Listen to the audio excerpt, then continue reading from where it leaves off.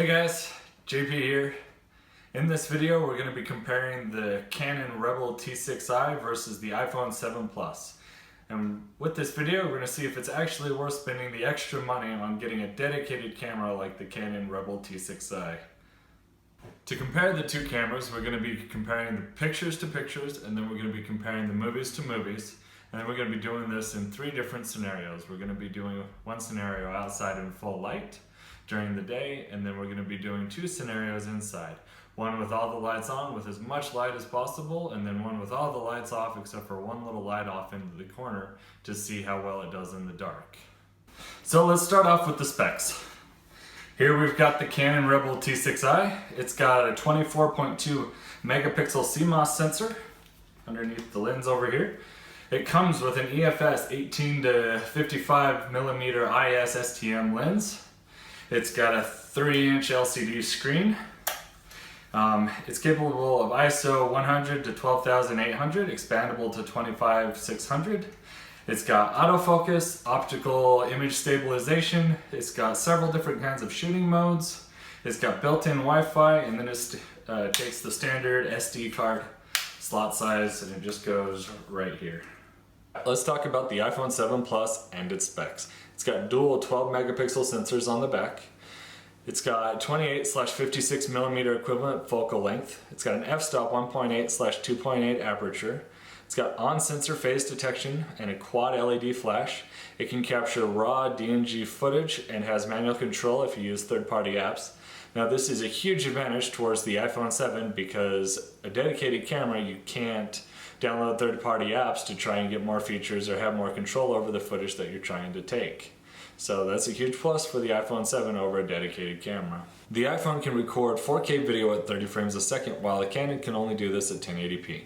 Now I wanted to talk about this for a minute. So the very first of this video, all the way up until I started talking about the iPhone 7, I'm recording on the iPhone 7 at 4K.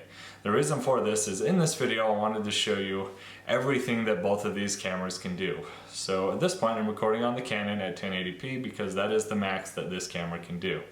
So there's going to be several dedicated tests for you. I'm going to put both cameras against each other, and I'm going to be using the same or as close to the same stats as I can with each other. So the iPhone footage is going to be recording at 1080p instead of 4K, and the Canon's obviously going to be at 1080, and then both cameras are going to be shooting the pictures as good as I possibly can, trying to make them look, or trying to make them shine as best as I possibly can as well. So now talking about both cameras, we've talked about both cameras enough, let's dive into the actual comparison footage.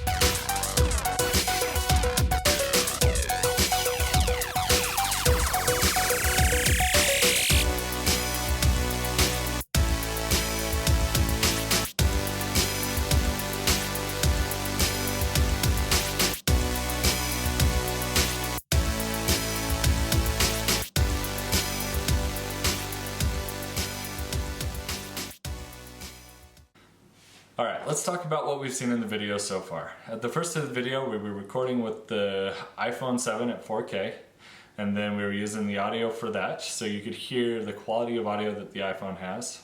And then we transitioned to the Canon T6i, and we recorded at 1080p because that's the best that the Canon can do, and then we recorded the audio with the Canon, so you can hear how well the audio is with that. And then we transitioned to comparing pictures to pictures, and then we transitioned to doing movies to movies of the exact same thing in the same conditions so that we could compare movies to movies. So in the end, the Canon was definitely better at the low light situations, and overall I think the pictures in the movies were just a bit better on the Canon than they were with the iPhone. However, the iPhone I think was just about there and was a heck of a lot easier to use than the Canon was. I didn't have to take the pictures or movies nearly as much or have to redo them as much as I did with the Canon. So if we're looking for the true winner, if you want the best camera, the Canon is the best camera to buy. But I think the iPhone is the true winner here because you more than likely already have one sitting in your pocket and you're going to have it everywhere that you go, so you're going to have it ready to take whatever picture or movie that you need to take. So I hope this video has been helpful. Let me know what you think about the two cameras in the comments below. If you like this video, give me a like, and if you want to see more of these, go ahead and subscribe to my channel because I've got a lot more coming. Thanks for watching my video, and I'll see you in the next one.